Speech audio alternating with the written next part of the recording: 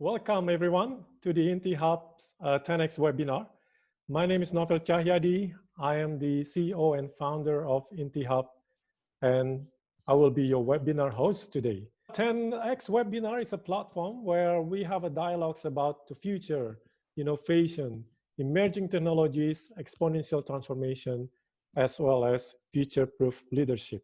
And a little bit about Inti Hub, which is my company. We are innovation and exponential transformation specialist who partners with leaders and organizations to help them navigate through disruptive innovation and future transformation to achieve a business growth.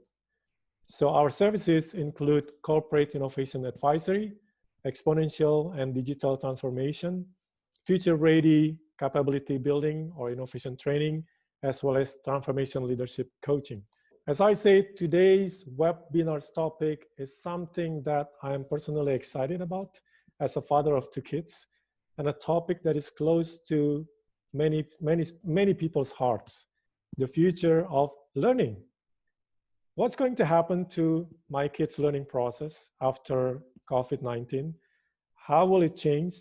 Will it change forever? Would the online learning be sustainable? Would schools need to change their strategies or directions as a result? Would they reduce school fees? How adaptable the regulations are? And there's so many zillions of questions need to be asked and need to be answers.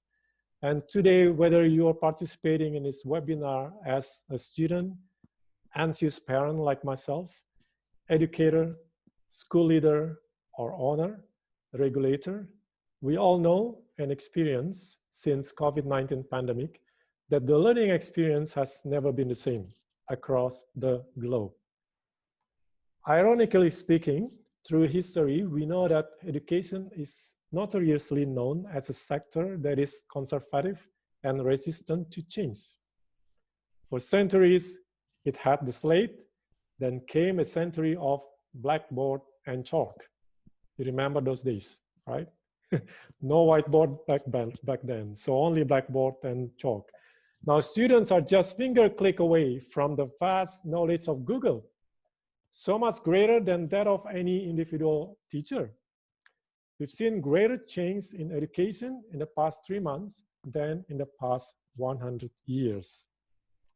Globally, over 1.2 children are out of classroom in their home right now. But the crisis shall not stop the learning and studies, right?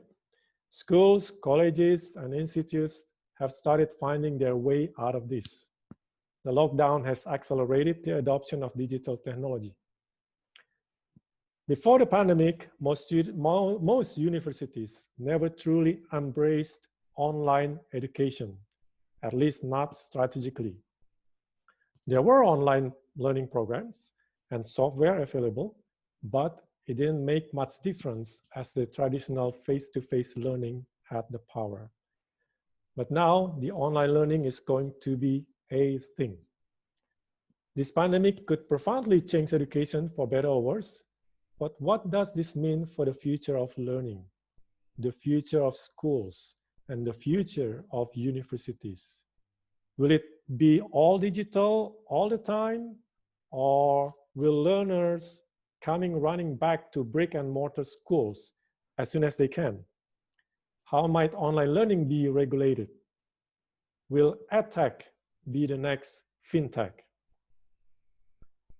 So, our today's storyteller will bring us to a round of education mythbusters, interactive conversations, and getting some clarity around what we can and what we cannot know about the education landscape in the coming 2 years. Christine Nasserghodsi is a very dear friend of mine. She is a veteran in the areas of learning, leadership, and innovation. Christine has worked with international companies, schools, and government agencies in the United States, Europe, India, Africa, and United Arab Emirates to develop high-impact leadership, learning, and organizational transformation programs. Christine is the co-founder of Mirai, a learning innovation consultancy, and a doctoral candidate at the University of Pennsylvania in organizational learning with a focus on leadership for innovation. Her previous roles include Vice President for Telal Institute, which is part of GEMS Education, and the Head of Innovation Strategy at GEMS Education. Christine, thank you so very much for joining us today. Are you on mute? I was, yeah, I'm off now. Hi, everyone, and thank you so much, Noble. So I'll just start with a bit about the background. You'll see here, I am doing this from my bedroom because for any of you who are also parents, you know that we have now been living in close quarters for the past 3 months. And I know this is the one place, or now I should say probably the place where I'm least likely to be interrupted within our house. I think we all have those safe-ish spaces. I've seen pictures of teachers teaching from closets to not be interrupted by their children at home. So let me just share my screen with you. Yeah. So when Christine and I were having a conversation preparing for this webinar, she basically told me that she wanted this talk to be thought-provoking. And I was so excited to hear that because I did realize that many have talked about this hot topic recently, but let's let the conversation begin. So over to you, Christine. All right, thanks so much, Noble. Yeah, so with that, please use the chat, please get involved. We're gonna use another tool in this as well too that should allow you to interact a little bit. We'll get to that in just a second. So the topic, as Noble said, is the near future of education. And I changed the wording on this to mid-COVID-19 instead of post-COVID-19. Because we don't know, we don't know with certainty when this period of time is going to end. And so I think, thinking about post-COVID-19, everything we talk about today will have sort of a lens to thinking about where we will be after this time. But I really want to hone in on, where we are now and what we know about the near future and the opportunities that that's going to bring in the education space. So as a consultancy, we focus on education system and strategy consulting, digital solutions, and professional learning and change management. And of course, as all of you would know, these are sort of 3 key areas that intersect in both distance and blended learning. We work globally, but our focus is primarily the Middle East and Africa. We have a presence here in Dubai as well as in Lagos, Nigeria. I wanted to start with this image. So this is part of the Mythbusters, right? I think when we talk about the future of education, all too often the image that we're shown, whether it's the cover of a presenter's deck on the future of education or website, is this image of a young person with VR goggles. And I'm not saying that there's not a place for VR goggles in the future of education. Of course it is there, but if anything we've learned during this period of time is that we really like interacting with each other. We really like the realities that we set up around ourselves. And what I suppose I find kind of disheartening about this type of image that we so often associate with the future is that it's quite solitary. It's a person on their own and they're stepping into a future that somebody else has created. The content that's in their VR goggles. And so when we think about the future, when I talk about the future today, I'm going to be talking about the future not as something that you're stepping into that's being developed by something else, but something that we can co-create, something that we can shape. And even though there are situations beyond our control, COVID-19 and certainly other situations, there's still a critical space and some really important opportunities for co-creation of the future of education.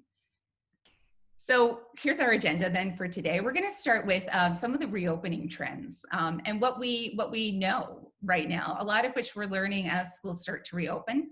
We'll talk a little bit about what we don't know, and then we'll move into what we may be able to create together and wrap up with some Q&A. I'm also really excited too, because Novel's told me we have a couple of folks from higher ed who will weigh in at the end of this, because although I will touch on higher ed, most of this talk is going to relate to the primary and secondary, or kindergarten through 12th grade learning experience. Great. So this is a tool that I use a lot in interactive presentations. It's called Menti. And so I'm going to ask you to, now bear with me, there are going to be some instructions here.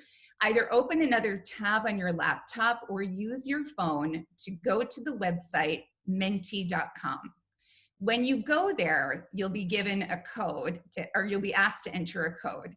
You can find that code right here on the screen. It's 239141. Once you do that, you'll see the option of putting where you're joining us from, because I know we asked people to share that when they joined us, but I think we've had more people join us now, and some people didn't get the chance to do that. So I'm really curious about who's here with us today. This also lets me know kind of who's with us. So if any of you are educators, this is a super helpful tool when you are in an online environment, especially if you can't see people, to kind of know who's engaging with you. Also works well for online birthday parties. We did this for my mom's. I won't use the number for her birthday to do some trivia questions as well. Okay, I'm going to move us on to the next question. I know some of you may not have been able to answer this, but it gives us at least a broad sense. We've got a global reach, but kind of a UAE concentration, which is great. My next question then is, I'm a or an, check all that apply. Now, I asked you to check all that apply. If you can't, just pick the one that you identify with the most. So you have choices of educator, school leader, K-12, university, ed tech entrepreneur, consultant, regulator, policymaker, or parent. Don't worry if you can't get on to Menti, it's okay. You can just sort of see what other people are sharing. And then the last question I'm going to ask you is just one thing you want to make sure that we address in this talk. Changes in education, uncertainty. I mean, I think uncertainty is really the main theme, right? And so how do you plan for the future in a context of great uncertainty? And we're going to talk a little bit about that, but really the key is around, well, two things, right? One is agility, and then the other is around redefining sort of the arc of the year, that it's less about teaching and more about learning. But I'm going to get in a little bit more to what we mean by that further on in this. So we're going to start off with just a little bit of a where are we now, right? We started with school closures, and with that we had rapid digitization using whatever resources or platforms were available. And I have a radio there because radio and TV were the primary ways of delivering learning content in a lot of places where we work. But in other places where we work, schools use the platforms that they were already using, right? So if they were already using Google Classrooms, they continued with Google Classrooms. If they were using Microsoft Teams, they continued to use Microsoft Teams. And they rapidly trained their teachers to shift from using that as more of an organizational or supplementary resource into the sort of core learning platform. Very, very quickly, schools moved from that to scenario planning for reopening. And I think a lot of that had to do with that, realization that we weren't going to be closed for 4 weeks and then reopen. People hoped that that would be the case, but it became really clear that that was not going to be the situation.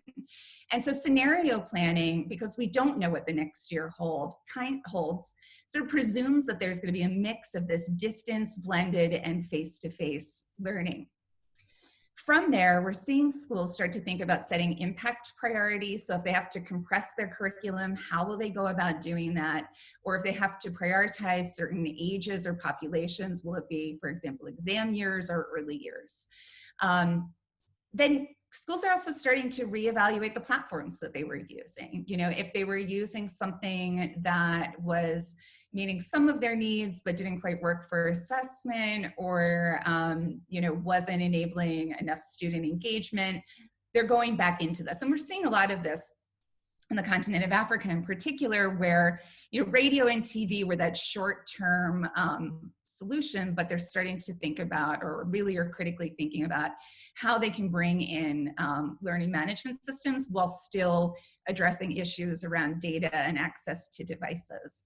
And then ultimately, in the stage that we're really excited about getting to, is when we get to really start harvesting insights to think about, what do we want to keep from this period of time, and what do we want to prune out? But as Noble said, we've seen more change in education in the past 3 months. And a lot of that happened in a 6-week period from the beginning of February to the middle of March than we've seen in the past 100 years. And we can start to think critically about how that can shape our learning environments, from primary and secondary through to tertiary, TVET, and even corporate learning and development. So here's a little bit of what we know, right? And this is by no means a complete analysis. I'm not going to read this off. What I'm going to say is that the situation has been so dynamic that when I'm doing presentations on this topic, I almost never reuse the same slide deck because things are changing so quickly. We're learning so quickly. The situation is not the same from one day to the next in terms of what schools are doing and the direction that they're going in. But there are a few themes that run across. And so some of this is the reopening of some schools in the US, Europe, Africa, and Asia, keeping WHO requirements and recommendations in mind, but looking at different approaches to this. But no two reopening strategies are the same.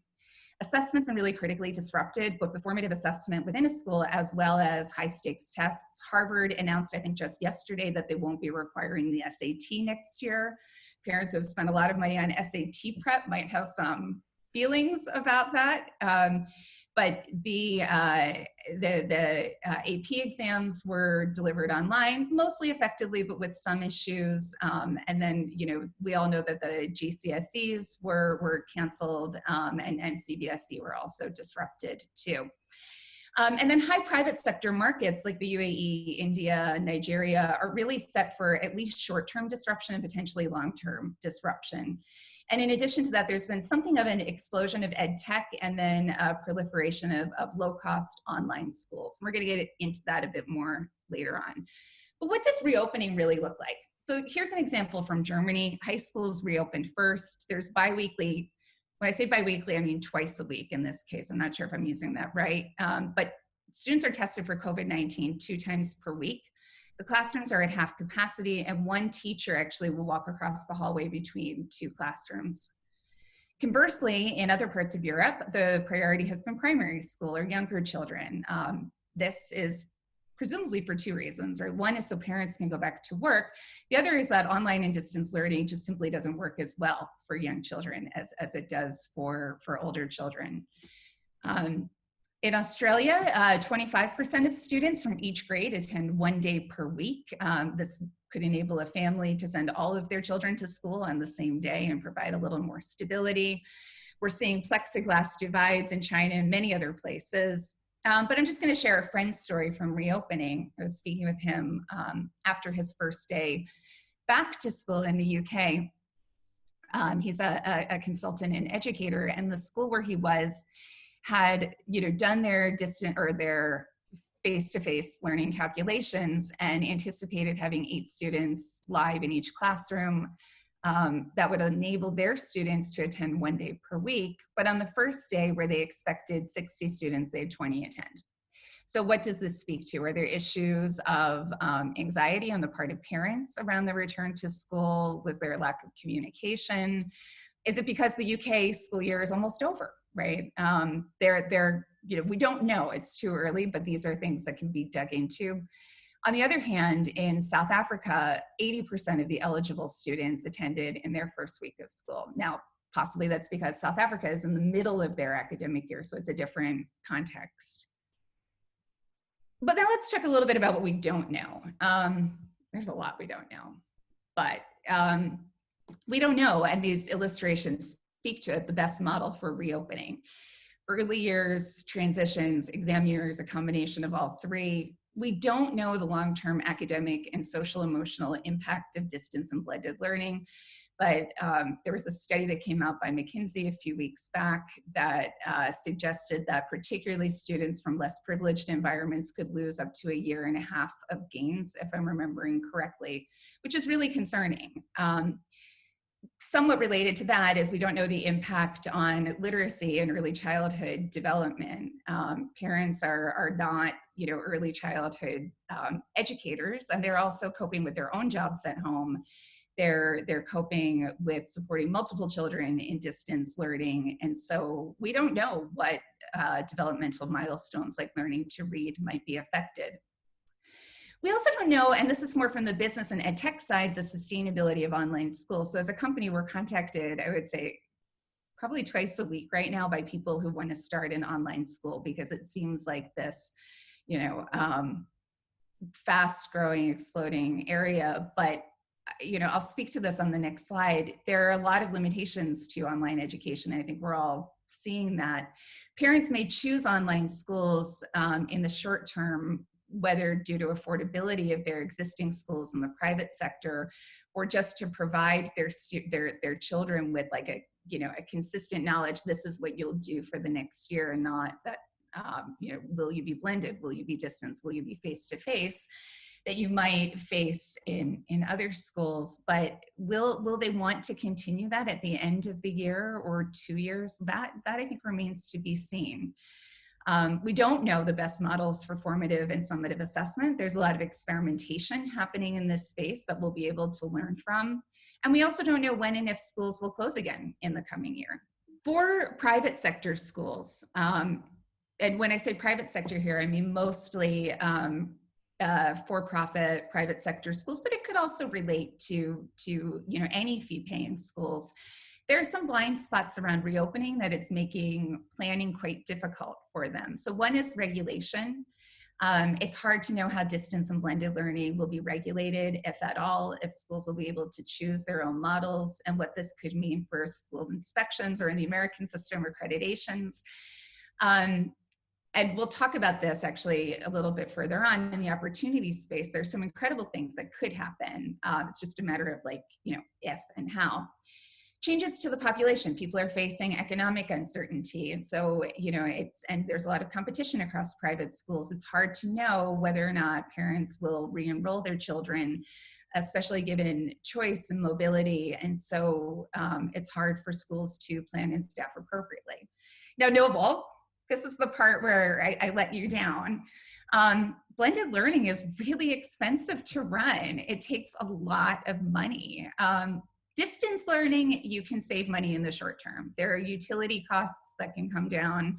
You can do a number of creative things when it comes to staffing. So if you were to continue distance learning for another year, you could potentially bring fees down. But if you're going to blended learning, you need to have a safe building facility.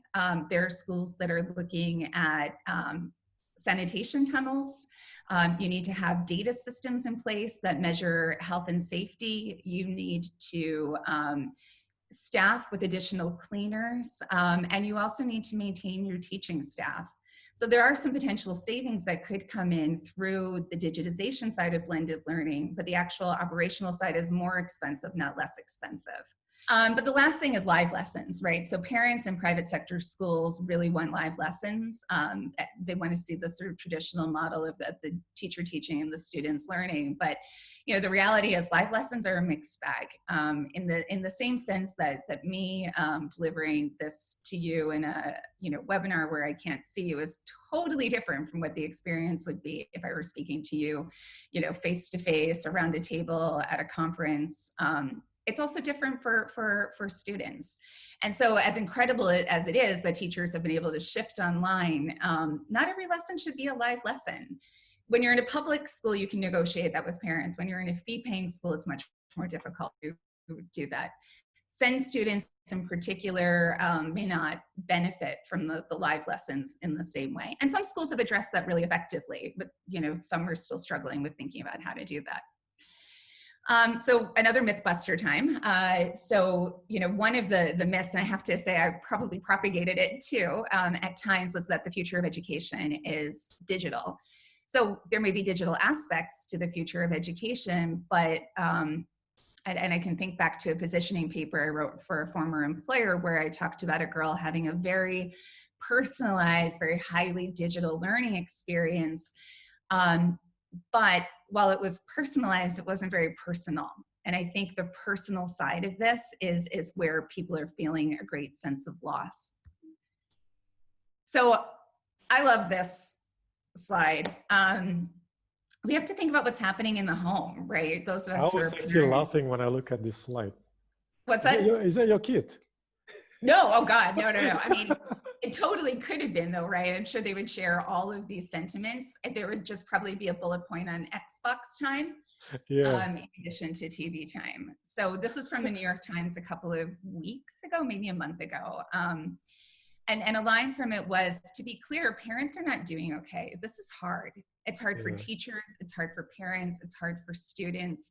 And as impressive as what's happened has been in terms of digitization, like, people are struggling. There's anxiety, there's grief, there's social emotional issues. We miss school, right? Teachers miss their students. Students miss being in school with their friends and miss a lot of their teachers. And even if we can all acknowledge that the model of teaching, the model of education needed to change, we would say this is a factory model. It was also a personal and social model. And schooling has an important place in the development of a child as well as in the society at large. And I know it may sound almost oversimplified to say that, but as somebody who is a head of innovation strategy, I spent a lot of time talking about the future of education. And I think personally, I may have overemphasized the digital and maybe underemphasized the well-being and the personal. So let's look about how we can, or start thinking about how we may be able to shape the future of education. I'm not going to read off all of this because I'm going to drill down to more detail in the coming slides. But, assessment and data systems, as well as school inspections and accreditations, that's one area that's ripe for improvement. And there are already some precedents being set for that. And I think this is a time where we can really start to think more strategically about what that looks like. Redesigning learning models, training and certifying parents and caregivers in early childhood education to support pods. Pods are groups of students who may be self-isolating together. Redesigning pre-service and in-service teacher and leader development programs, global access to SEND and literacy support intervention. Proper SEND support has often been the domain of the privileged, and with growing experimentation in this space in a digital environment, it's possible to provide SEND support to students who wouldn't have otherwise had access. And then in emerging markets, thinking about the use of development funds to focus on long-term improvements and interventions, not just kind of getting through the COVID-19 crisis. So let's drill down or double click. That makes me sound so old, double clicking. On some of these. So first we'll talk a little bit about inspections. So a lot of you are from the UAE, and it's been really interesting to see the UAE from the global lens in the past few months, because the UAE, as much as we may not all love inspections, really took a lead. And to the best of my knowledge, is the only country that has had the opportunity to look under the hood in terms of what's happening, or bonnet for those of you who prefer, but really to look under the hood of what's happening in distance learning. And so the UAE put forward a distance learning evaluation. And I think ultimately what this served as was less of an evaluation, but more of a communication exercise, saying, these are some of the collective standards that we should be thinking about with distance learning. And in addition to that, also starting to collect some data on what distance learning looks like across a range of curricula. And the UAE is really uniquely situated to do that, because here we have CBSE or Indian curriculum schools, we have American curriculum, IB, the National Curriculum of England, and many others. And so, from a data and sort of development standpoint, it's been incredible to see what the UAE's done. Also, from the standpoint of experimenting with new inspection models. Inspections are very expensive to run, and sometimes almost difficult to run because of capacity within a country. And so, conducting virtual inspections could set new models for other parts of the world. And I'll give you an example of this. We were speaking with an NGO in Liberia supporting TVET institutes. And so they were saying it was quite difficult for them to have proper governance across their TVET institutes because they couldn't actually access half of them during the year because the roads were impassable during the rainy season.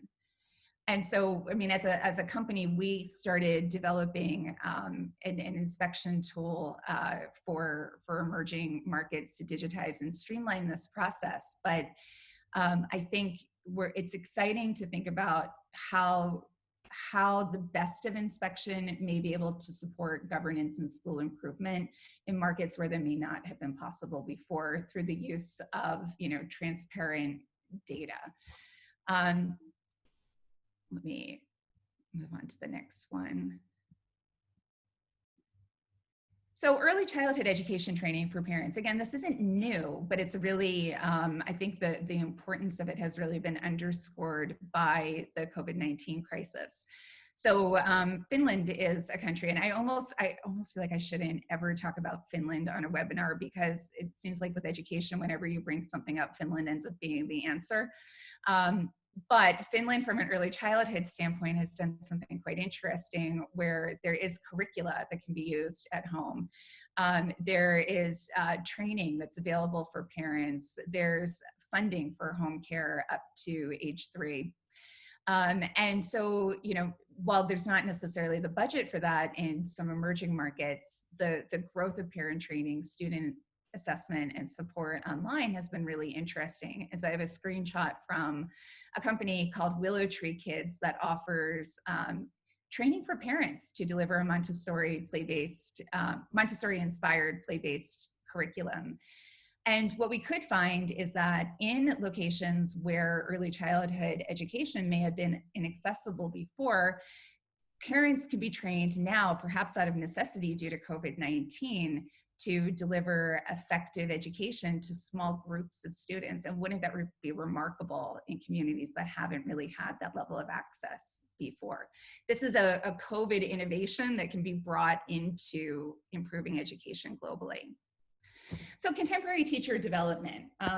Teacher development is one area that has been, for all of the talk of wanting to change teaching and learning, it's been pretty static over the years. And so we can start to think about what micro-credentialing could look like for new types of teaching roles. One Schoolhouse is a company out of the US, it's an organization, it's a nonprofit out of the US that started distance learning programs for students initially at all girls schools quite some time ago, I think maybe 20 years or more in the past. And they offer professional development on things like course design, smart hiring for distance learning, personalized learning. In addition to that, we've started to develop for our clients micro-credentials in blended learning, high leverage teaching practices online, student engagement and critical thinking online, supporting literacy online, leading with agility and empathy. And we're working with a partner to do one on well-being in a digital context. But, we can start thinking of teacher development as something that's less grounded in, sharing best practices, which is the term that we would usually use, and thinking about next practices, right? So to quote my former senior vice president, she would say, it's not a matter of doing things better, it's a matter of doing better things. And I think this is a great opportunity in teacher development to explore that. Then there's also teacher deployment models. So what are the new roles that emerge in this context? There's some teachers that are phenomenal in live sessions that could then be recorded and shared across a much larger population. There are other teachers who thrive in face-to-face engagement. Teachers who may be at risk or have, underlying conditions may be better suited to small group intervention, live, online, or face-to-face. Online teachers can also be located anywhere, at least in principle. And I'm going to give you two examples here. So Mahmoud and Ghazala. So Mahmoud is a teacher at mid to low cost British curriculum school in Dubai, originally from Sierra Leone. He is probably one of the best teachers I've ever seen in a live lesson. He is engaging, he is to the point, he plans these lessons effectively, and every student is in there using chat and participating and glued to everything they are doing and he is doing.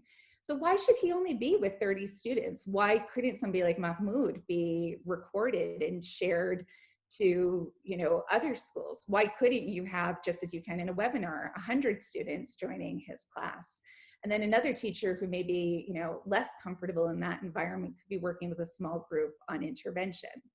The other example is Ghazala. So Ghazala is an Islamic studies teacher at a school, an American curriculum school in Iraq. And for those of you who are in the UAE, you know that two of the main challenges that schools face is improving Arabic and also Islamic studies.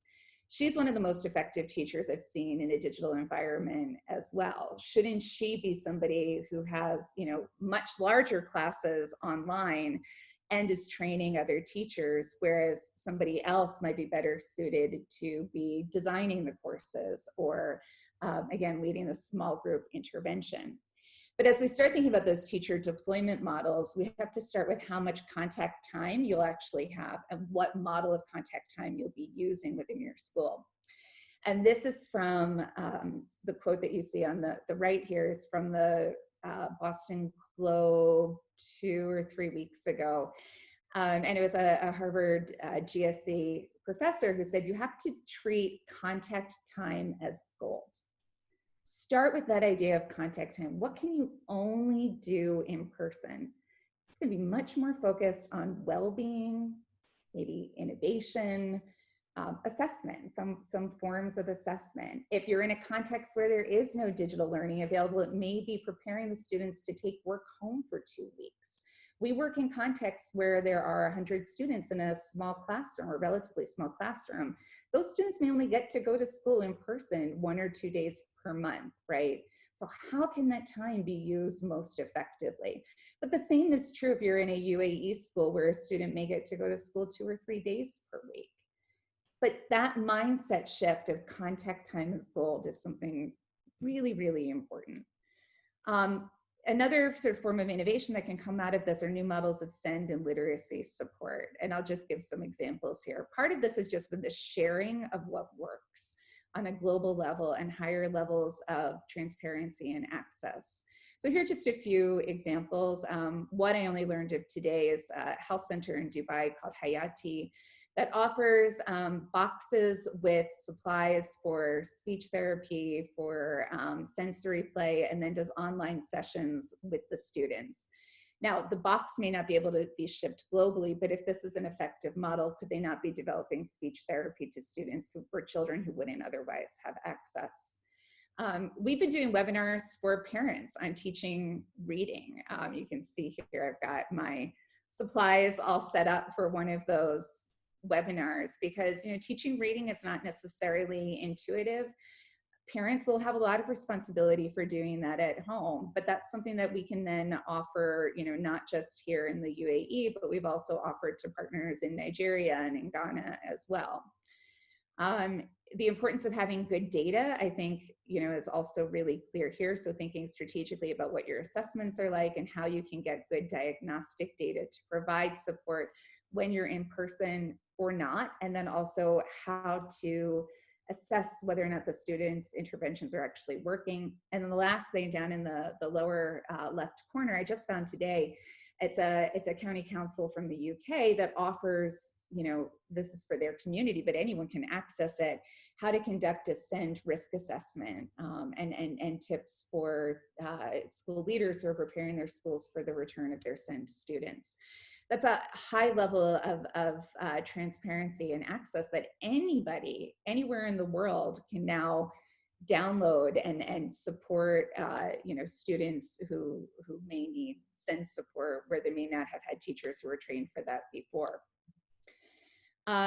Another thing is sort of the idea of integrated metrics that may lead to better public health overall. You know, if we were to think about what kind of data schools have to collect right now, it's different from what you might have collected in the past. So, you know, you need to be thinking about dashboarding around health and safety, attendance, and learning so that you can, on a daily basis, be reassessing your risk of closure. So it could be that you're looking at things like student attendance, teacher and staff attendance, abnormalities in that. And then if you have students who are in, you know, a distance or blended environment, what is work submission like? You know, and in Boston alone, 20% of students never logged onto their learning management system. That could have been due to issues of access, but having daily data on work submission is really critical in terms of thinking about the impact of your program. But you can integrate that with health and safety data, community cases, reports of distancing noncompliance. Everyone's going to be checking temperatures when students walk in, how many fevers were caught in a given day. And with that, you can look at your ongoing risk for closure. But, you know, this kind of data collection, just as well, you could also be looking at oxygen levels within schools, right? Which is important for student and teacher health, well-being, and learning.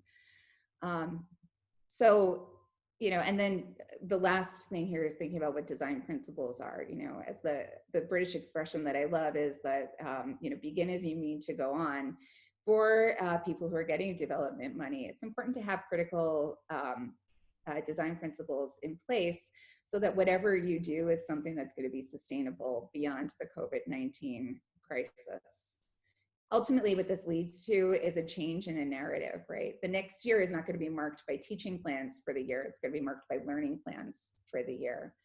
And, you know, from there, you can actually start to develop not just a school, but an ecosystem of learning for the long term.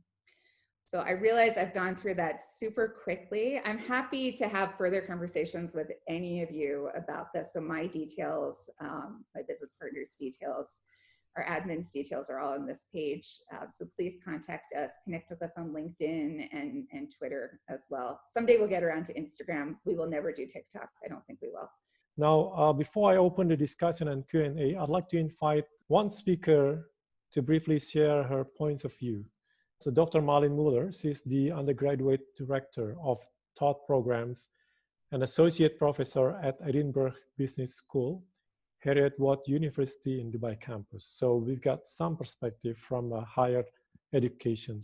Welcome, everyone. Thank you so much, Noel, for inviting me to this wonderful session. And thank you, Christine. I was nodding my head along with each and every slide that you've delivered. So thank you so much for the insight that you've shown. I have to confess, I was a little bit apprehensive when Noel approached me because I have my up and down days with online learning and the post-COVID and the mid-COVID, as you have mentioned, Christine. And I said to Noel as early as this morning, I said, listen, I'm just going to be too negative and, you know, maybe this is not a good voice that you want to have for this stage. But nonetheless, I've consulted my students, my colleagues, and we've come up with some ideas on what we can share with you.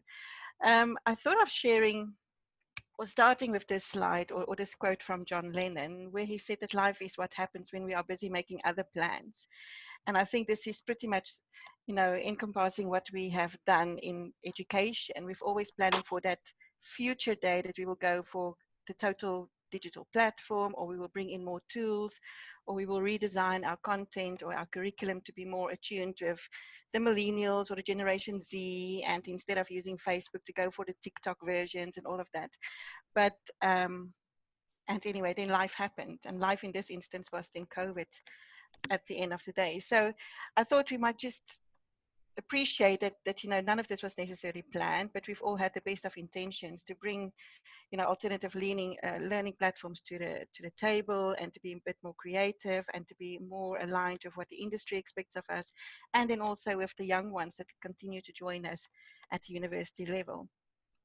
So here we are. I thought we can just quickly recap on what we have achieved so far. In Dubai, it's almost like 105 days that we have sort of like closed educational institutions, and we're still not really opening up our doors again for, you know, face-to-face contact and all of that. And I thought we can just maybe have a thought of what we have achieved so far and whether we are planning for the next semester. And as Christina said, we, you know, there's a lot of myths that we need to debunk, but there's also a lot of uncertainties that we still do not necessarily know. You know, there might be a spike again and all sorts of things that can still hit us that we did not necessarily plan for. But I think let's start. And one of my favorite metaphors, one of my colleagues are in the audience, and he's just probably going to smile now, is the fact that I'm using an airplane. And one of the webinars we've attended earlier in the whole COVID period was a webinar on online engagement. And Dr. Rossi have used the metaphor of the plane, saying that, you know, it felt like with our crisis teaching mode, we sort of like flew a plane without necessarily having finished building it. And I think as we have sort of like readjusted and we completely embraced the online platforms, yes, we did survive. There were no casualties reported as far as I know. But in the same token, you know, we still had a digital natives waiting for us on the other side of the screen. And I think that's one of the challenges that we didn't necessarily embrace earlier on, you know, pre-COVID. And subsequently, we also had then the whole notion that we were now forced to teach and to learn from home. You know, and many of us are in our bedrooms or in the basement somewhere, hiding underneath a staircase and all sorts of things, trying to just deal with the online, you know, platforms, and to be in a safe space or in a quiet place, at least, where there's no children, or in my case, a lot of cats running around. So additionally, what we've also achieved was that we've really embraced different platforms and tools and apps that we have downloaded. And thankfully, many of that was also for free. So we didn't have to incur a lot of costs. And, you know, as much as we have used Mentimeter previously in class situations or Kahoot, we had to go and find alternative platforms to really make sure that we continuously engage with the students, because my institution specifically, may I just add that whatever I'm saying here is not a reflection or representing the voice or opinions of my institution necessarily. I just want to get that out in the open there. But anyway, so we embraced a lot of platforms. We had to go and find alternative ways in our summer teaching. You know, how do we continue to have successful engagement with the students and utilize different platforms in order to make their experience as positive as, you know, as what we can hope for. Additionally, we also showed a lot of resilience. We did survive. You know, we had a lot of gray hair that grew, or we lost a lot of hair. Maybe we didn't have a lot of lunch times necessarily, but, you know, it showed that we were definitely resilient. You know, we were enthusiastic because I think we were sort of like forced to be creative. You know, we were forced to think a little bit differently, to visualize our content, our way of delivering things in a different, proactive, but a creative way. And maybe that really connected with our young ones, the millennials, and, you know, definitely the Generation Z that's going to enter the higher education platform very soon. We also, as Christina mentioned earlier, we also had to redesign or rethink our curriculum at some stage, you know, and that was also an indication of that we were pretty much flexible. We still met the learning outcomes as required from, you know, the governing bodies such as KHDA or, you know, our quality assurance entities back in Scotland. But it showed us that we were flexible, that we can adapt at the end of the day. You know, we might be moaning and frowning and all of that, but I think it showed that we, you know, we were really attuned with the times, and we really showed a lot of flexibility. However, we've also experienced some negatives. Obviously, you know, there's always, like you saw earlier with me, I just couldn't find the unmute button, or, you know, students really struggle with their bandwidth. They have to leave a session quite frequently. And we then all of a sudden realized that we still teach from a position of, you know, pretty much of privilege, assume that everyone has equal access to the same resources, equal opportunities to, you know, to voice their you know, their ideas, you know, on a digital platform, but, you know, their own conditions are not necessarily conducive for that. We also, so the whole parity of resources, accessibility among staff as well, never mind the students, that's really something that we still continue to struggle with. And also, you know, the whole notion of well-being, of finding a, you know, balance between your work and your life. You know, if you wake up in the morning, you see your computer staring at you, and sort of, you know, so those things are not necessarily creating, you know, a sense of calmness and well-being. and as much as we had a lot of engagement in the summer teachings that we've done in the last couple of weeks, we also, typically in management, we refer to presenteeism, and we have coined it now as e-presenteeism. The students tend to log in, but they do not really participate. So, I always try and put a positive spin on that and say, okay, well, I'm someone's white noise, so thank you very much, and hopefully something will connect with them that they will learn in the long run. But those things are sometimes that we do struggle a little bit with as well. And I think institutional wise, a lot of institutions struggle to really adjust with the speediness that was required for us to change from a face-to-face scenario to online platforms, to make sure that we do not encroach on anyone's privacy, we don't break any laws, that everyone has equal access, and for us also from the quality perspective that we still comply with all the requirements, follow procedures and the processes, and the systems were not necessarily equally adaptable. So those are possibly some of the negatives that we have experienced. But all in all, the students, we've done some surveys, the students did like it, although some of them do complain and they say that they do miss their friends. But then I just sometimes just slightly remind them that they always struggle to find parking, and they were not necessarily in the class, but they were on campus. And then we move on. And so what Christine have done earlier was, utilizing Mentimeter. So I knew that I only had 5 minutes. I'm probably already past 5 minutes. So I've done some polls yesterday with my staff and with some of my colleagues from across the world, and then also with some students that I know that are reliable, that will listen to this old lady requesting them all sorts of funny things. And so what we've done was I've asked the students or the alumni and the current students, how do they perceive their university to be like? What is the future university that they see themselves, connecting with and signing up for, and pay a lot of money.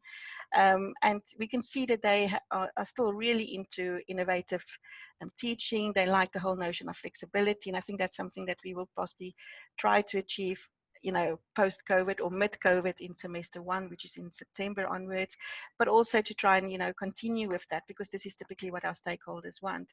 So sustainability, competitiveness, I need to look at another screen here, but also to bring in technology and to be much more student focused, and also align with professional bodies, and then the job market and the needs that we need to prepare our students with in the long run.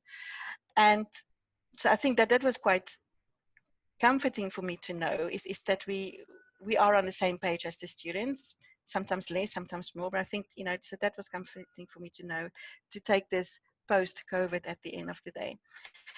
I've also asked my colleagues from wide and close by, and again, one can see that they really want to focus on the globality of our students, of the learning and the teaching experiences that they have, and they see the future of learning then to be very much blended. And I think as an institution are also working towards that, as many other, to really embrace the whole online motion and to be diverse and practice oriented.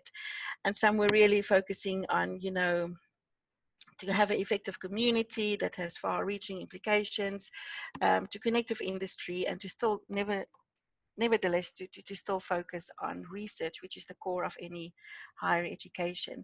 So I think that was just in a nutshell what we've done yesterday. So sorry, audience, I didn't really include you in this poll, but I think it gives us an idea of what professors and students alike are, predicting and aim to achieve in the future of learning and the future ideal place of study.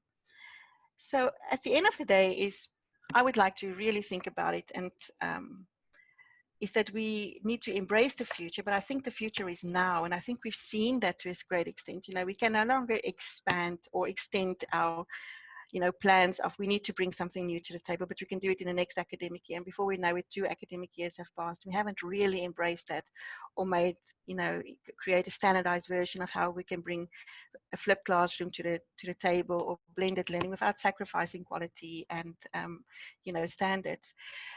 So the future is now. We are here now, and I think one of the challenges will be for us then is to keep momentum, because I think we have seen great success stories. We have seen some challenges, and we still roll our eyes on occasion, for things that are just not moving fast enough. And fair enough, we have to do that. This is just how the industry works. But I think one of my main hopes is that we will retain this momentum, and we will keep this whole sense of energy and, keep our mojo in our workplace as well. Okay, at this stage it will be in our bedroom or in the kitchen, but ultimately, but just to do it in a smarter way, in a more, more flexible way, and as Christina said earlier, to bring in agility into, into the forefront of how we do things. And I think if we can keep that, it will be great. Nonetheless, as a professor, we have to bring in little icons and things like that, so just bear with me. So the first one that I've thought of thinking about is just to make that decision. Are we going to just say the day there is a vaccination, the day we can go back to campus and we can actually accommodate the social distancing, or it's no longer needed, we're going to, thank goodness, just revert back to the old days? We're going to go back to business as usual. And I would really like to ask the audience, is that really what we want to do? Is that really for us to say that we're going to go back to business as usual, or are we going to say today is the new normal and let's embrace that and let's move forward with that? So I think for me, that's really, whether it's mid-COVID or post-COVID, as Christina's coined it, I think it's really for us to really think that about what are we going to do after COVID. Are we going to revert back because it's just the easiest, and whether we want to really go backwards. I'm not supposed to say backwards, but there we go. And many of you that are in higher education, we've known, lots of research has shown that we have really commodified higher education. It's a $1 billion industry, not only in the UK, it's everywhere. And so we do want to make money. It's really part of our business model. But I think, having said that, we also need to ask ourselves, is the university ready to change its business model a little bit, to be a bit more accessible to everyone across the globe, specifically if we are steering towards a more permanent platform where there will be at least blended learning, and I think that that's something that we really need to start asking ourselves as well, is not to let go of our revenue stream, but to maybe tweak it a little bit and re-engineer our processes and systems so that we can really accommodate flexibility, agility, and to be much more relevant to the audience out there and our stakeholders. The next one I focused on was then to really cement this notion of flexibility.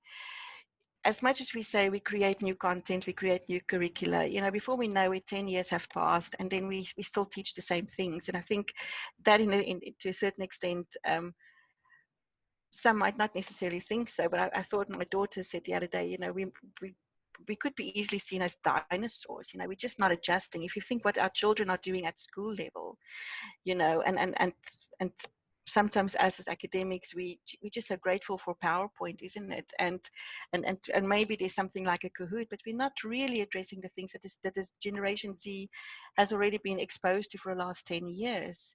And I think those things are things that we just need to focus on as well. So flexibility for me is quite important. The next one is then, how do we secure and promote digital equity? We have diverse stakeholders with diverse needs, and specifically post-COVID, we are facing a recession. Many parents and sponsors have lost their jobs, or the future is uncertain. And how do we retain the accessibility for everyone, in the long run, whether it's staff or students? And I think that's something that we really need to focus on as well. Another thing that I was wondering about was also, how do we bring standardization and blended learning to the table, but also simultaneously acknowledging that, not one size fits all. How do we get a staff member to realize you do not need to go and teach something in front of a whiteboard, or you don't need to show someone how to cook, and it only has to be in your kitchen on campus? And I think in that instances, we faced a lot of resistance sometimes, and a lot of push factors to see how we can really bring alternative ways in delivering the same content, the same learning outcomes, but do it in a little bit more creative way, also acknowledging our stakeholders, in a much more sympathetic and empathetic way. I'm almost done. Oh, I'm always done. And the redesigning of curriculum. So Christina's already focused on that. How can we do that? And I think many of us have now redesigned certain elements of our curriculum, of our content, in order to be a bit more online appropriate, and not just to say, I've recorded a lesson and 2 hours later everyone is fast asleep, and just to say, it is what it is. So I think it's for us to really redesign and replan a little bit more, not to recreate the wheel necessarily, but just to embrace change. You know, it's really good. After all, we should be lifelong learners. So, you know, let's just embrace that and walk the talk as well. Then the tools and the digital platforms, you know, can we create and cement cultures of innovation, you know, innovation in our learning and in our teaching. And, you know, Novel is one of them. You know, he's highly creative, really trying to you know, embed some sense of innovation with among his friends and his colleagues and the students. But how can we cement that? You know, and there's so many creative ways that we can actually bring creativity and innovation to the learning platform as well, but in a sustainable way. That would be ideal. Then lastly was then to also create a community. I think that will distinguish many universities from one another, is that third space of social connection with one another, where we can start having conversations, you know, in and out the classroom, yes, but also just in a social space, and create that sense of connection with one another. And that can be as simple as using Microsoft Education and sending a small little message to the students, or, you know, finding a social media platform, or you're really maximizing TikTok as a platform of fun, where we can just start to connect with one another in a different way, but we can still learn and experience life through that.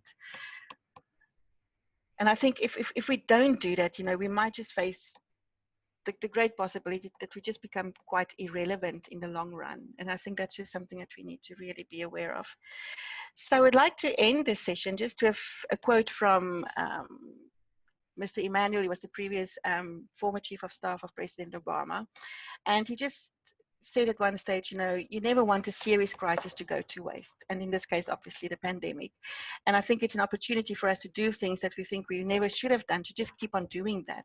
And I think on that note, I would just like to say thank you for everyone, and thank you for having me. Well, thank you, Marlene. It was really wonderful. Was that 5 minutes? It's more, but that doesn't matter. I see that Christine has been answering some of the questions on the Q&A. She's been typing. And also, Christine, would you like to address some of the questions on the Q&A live?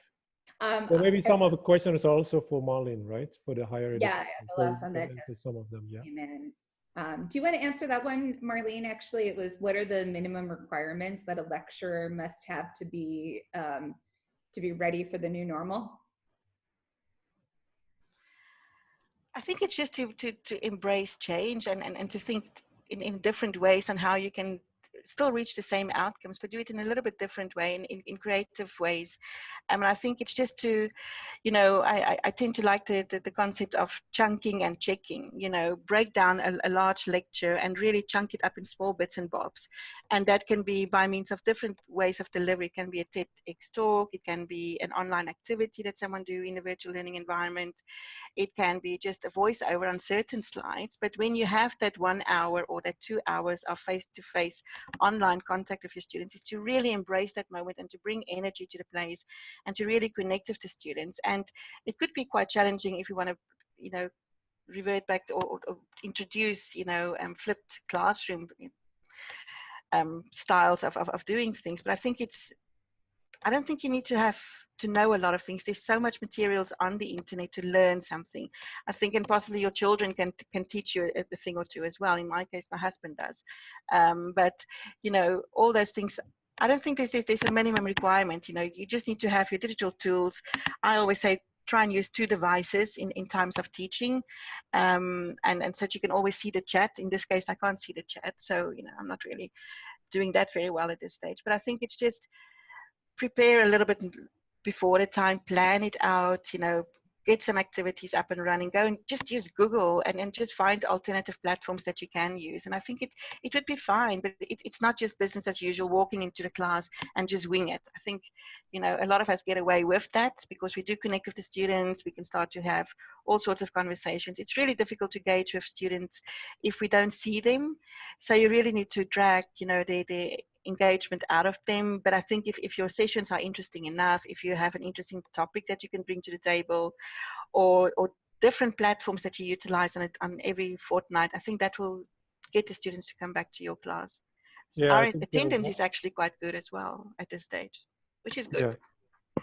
And also one of the things, Marlene, I figure that some people they're afraid of embracing the change in a sense that I think it's pretty human, because doing things face to face, like delivering lectures face to face, is completely different than doing it online, because you're gonna have to, like you said, better prepare this time, and also not only with the contents but also with the technicality, some technical issues, technical preparation and stuff like that.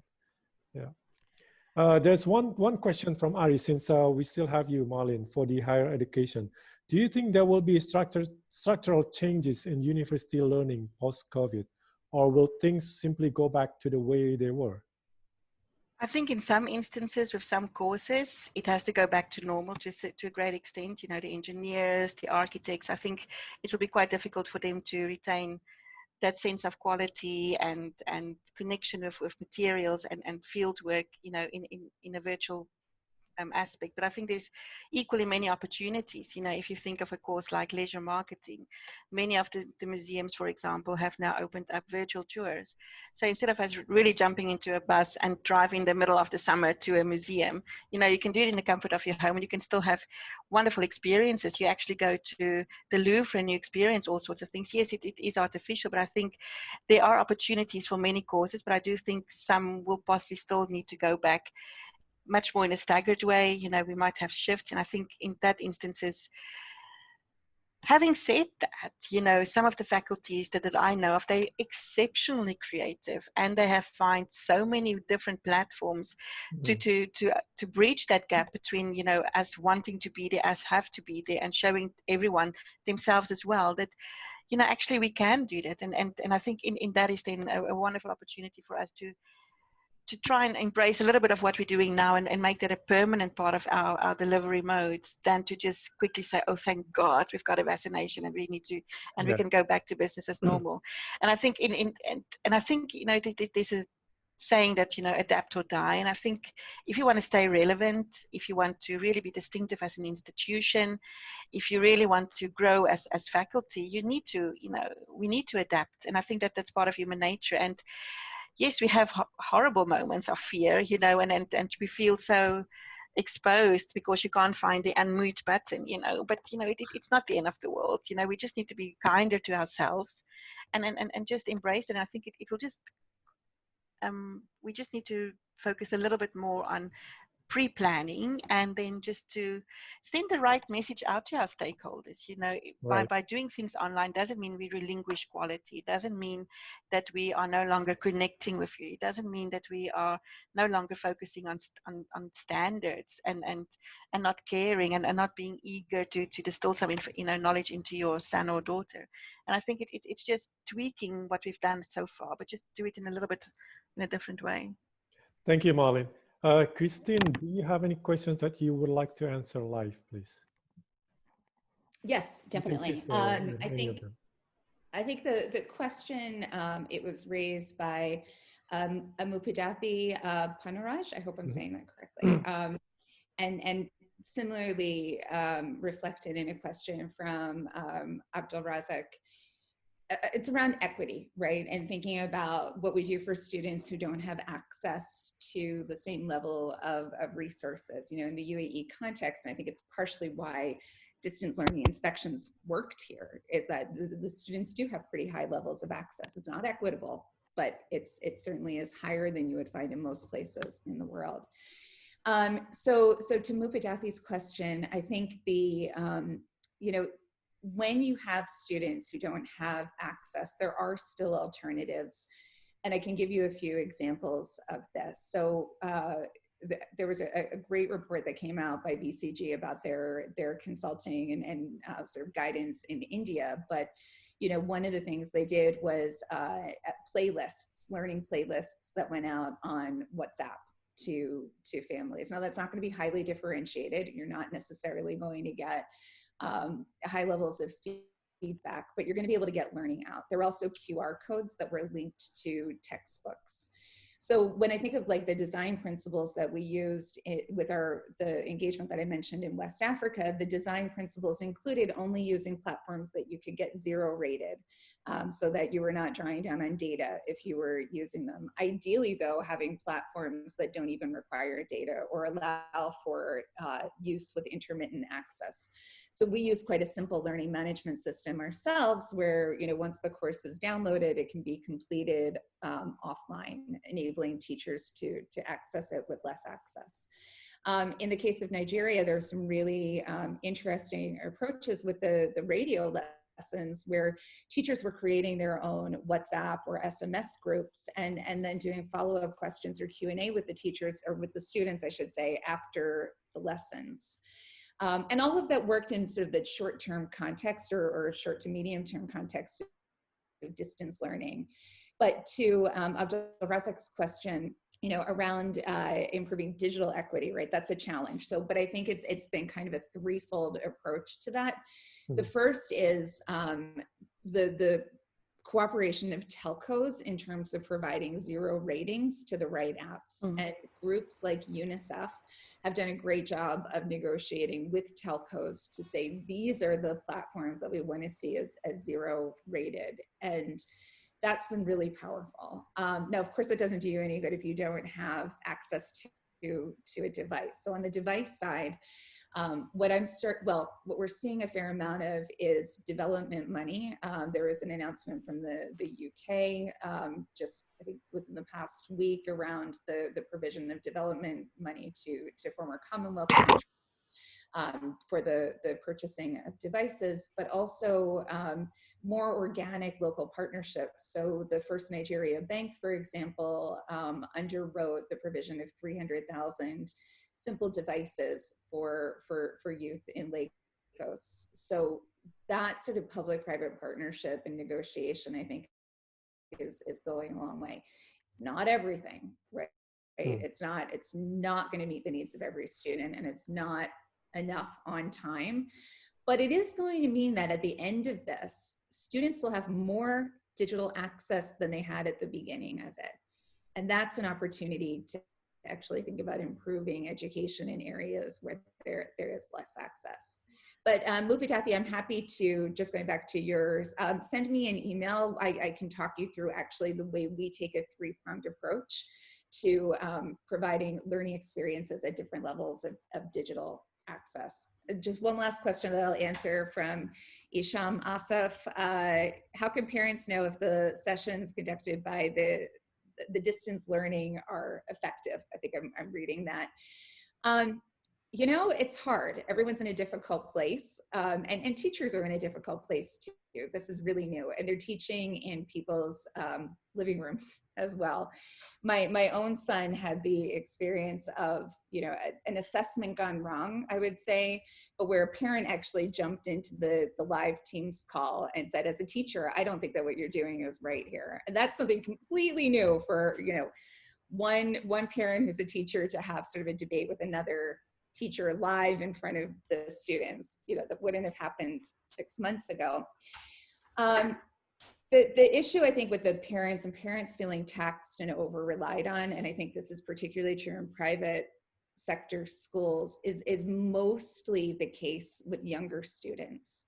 And that is one of the greatest challenges. And it is why in the next year, you will see a lot of families who are doing online schools, but I think the very same families are going to go flooding back to face-to-face school as soon as they have the opportunity to do that.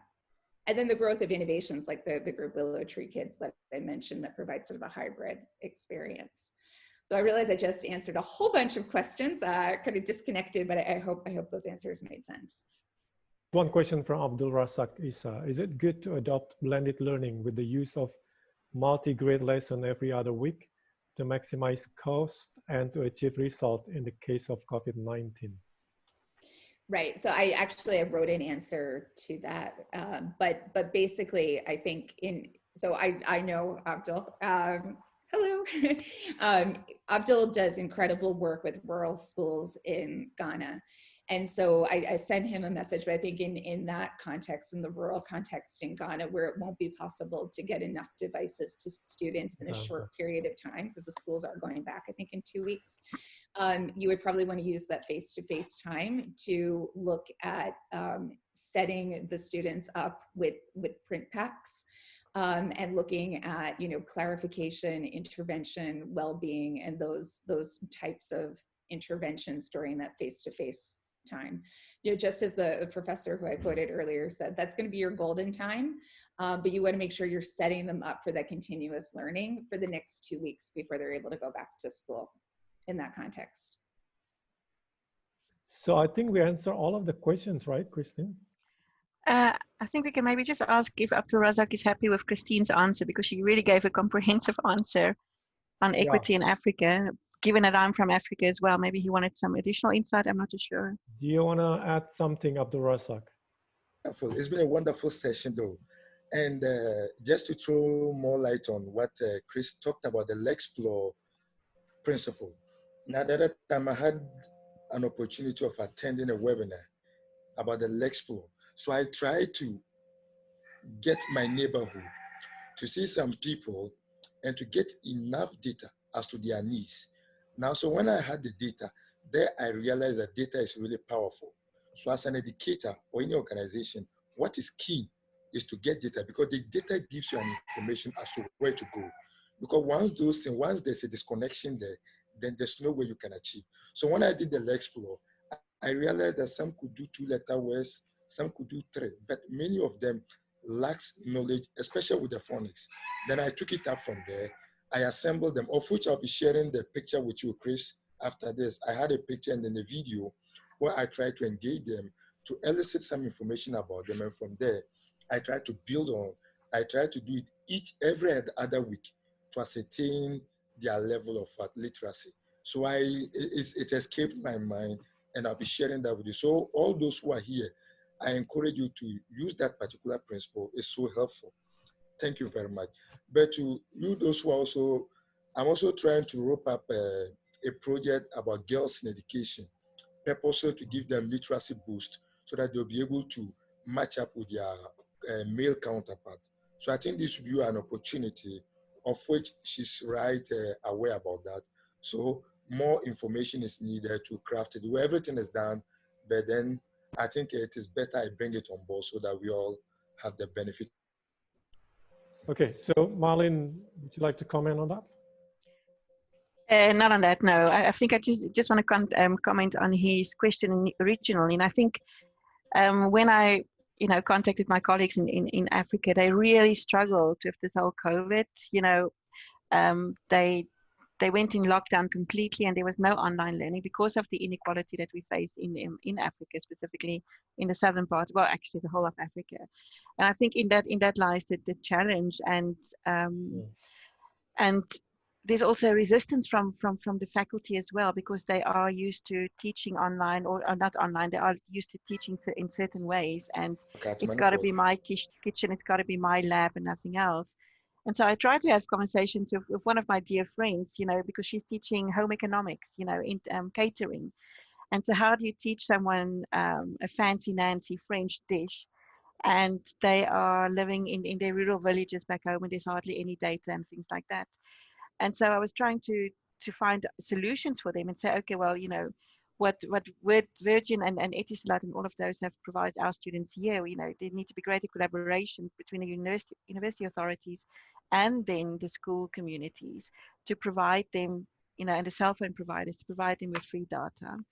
There needs to be, public-private partnerships so that we can really find very cheap, affordable, not inferior products, but devices for the students, but also just to maximize mobile learning, a mobile device, because, funny enough, a lot of them do have mobile devices, but as it's really difficult if they do not have money to buy the data. And I think from an African perspective, me and my colleague would always say, we have to focus on the Ubuntu among people. We really need to start to get together and help each other. Because if one person in the community gets education, the whole community, is in a better scenario, and there's a better future for them all. And so I think public-private partnerships, I think it's to say, okay, well, you don't have to cook a fancy French dish in order to be a caterer. Maybe you can connect with the local church community. They might have a kitchen, and you can utilize your cell phone to show how you've done an African version of something, you know, and let's go be more of, let's revert back to our African roots and our authenticity there. And it's still a cooking session, although my friends will just roll her eyes. But I mean, just find alternative ways to deliver the same outcome, but completely in a different way. But obviously the whole notion of the lack of digital devices for everyone, that's really an issue. But I think governments need to step up. I think communities need to step up, and the institutions need to really step up. You know, it's not only about research, it's not only about salaries and this, that, and the other. They really need to start having more empathy and a realization of how the students are struggling. In my country, we had 2 years of violent protest about fees must fall, and that is a societal issue that we need to start to redress. And until we don't do that, we are lacking in quality education, specifically in times of a pandemic. I think it's time for us to wrap up. But before, let me just share some announcement. Next week webinar is going to be with Anne Botello. She's the coach and speaker on the collective consciousness, arts and culture, cities and workplace. So we're going to talk about something completely different from today's topic. We're going to explore our conscience from scarcity to abundance mindset for the betterment of mankind. I think this is still relevant to our situation right now with the COVID-19 pandemic. We need to dive deep into our conscience and to explore our collective consciousness. So next week, June 24th, Wednesday, and also we've got some lineup of speakers in the next coming weeks as well. And for those who are interested in joining our Purpose Challenge, the future of work in Middle East, so you're invited to make an impact, to reimagine and reinvent the future of work in Middle East. You don't have to be in the Middle East to participate in this challenge. This is for free. You're gonna learn about the innovation methodologies, and you're gonna be teaming up with a network with the like-minded people. You're gonna be getting some coaching from the global experts, and also potentially you're gonna have the blockchain-based e-certification, which is awesome, right? So check out our website for this and register before June the 20th. And also coming soon, the 10X Sprint. It's a 10-week online immersive and experiential journey for those who would like to become a disruptive innovator, entrepreneurs, or even entrepreneurs. So we're going to launch very soon, and we will actually inform you by emails as well. Christine and Marlene, would you like to share some closing remarks for everyone? No, I just want to say thanks to all of you for being such active participants. I think in these uncertain times, it's really encouraging to know that there are so many people who are, you know, actively grappling with this issue. And I think that, you know, we can start to unite some of our efforts, and I think we'll see an education system that may not involve all of us walking around with VR goggles on, but will be significantly different and significantly better than what we had before. Thank you. And thank you, Noble. And great to meet you, Marlene. Same here, Christine. Thanks. Marlene, over to you. Okay, thank you, Noble, for inviting me and to be so persistent. And thank you, Christine, and the audience. You were really engaging, and I really appreciate that. And I think it's just, whatever uncertainty we experience, there will be, you know, everything will turn out for the best. And I think it's for us to become more actively involved as parents towards our children's education, to keep the teachers accountable if they, you know, if they mess around a little bit, but also just to embrace the new normal, and to really not to see it as the big fear factor, but just to really see it as an opportunity for all of us to reconnect with one another, although we're not in the same room, but to really just create a digital community of learners and of keen enthusiasts of what the future can bring to us, and just to embrace that. I think I'm just mumbling around, but I think that's about it. Thanks. That's a very good point. So like Kristen said, collaborate, and Marlene also, it's all about creating community. So in this pandemic, so we need to be in this together, right? So, you know, I admire people who actually share their knowledge on how to create the online courses. You know, some of the colleagues in Heriot-Watt University, for instance, like you, Marlin. So you actually, you know, you actually takes time to create like a video on how to create the online courses, which is really awesome. And also bear in mind that, you know, within this 1.5 hours, there's no way that we're gonna be answering all these unanswered questions. There are a lot of doubts, there are a lot of hesitations, a lot of fears, right, that we're facing. And all this, you know, is also impacting the Gen Z. And I see that, you know, some of my students in Heriot-Watt, they are actually graduating, and they are so concerned about what they're going to do, because there's no jobs, there's no internships, right? So this is something that also we need to work on hand in hand, and then help these people to find some, you know, practical works, some jobs. So if anyone has some internship opportunities or work, so please reach out to these fresh outs and fresh graduates, right? So again, Christine and Marlin, thank you so very much for sharing your wonderful insight with us. So really, really appreciate your time. Really appreciate it. Everyone, please stay safe and stay healthy, and see you in our next webinars. So bye for now.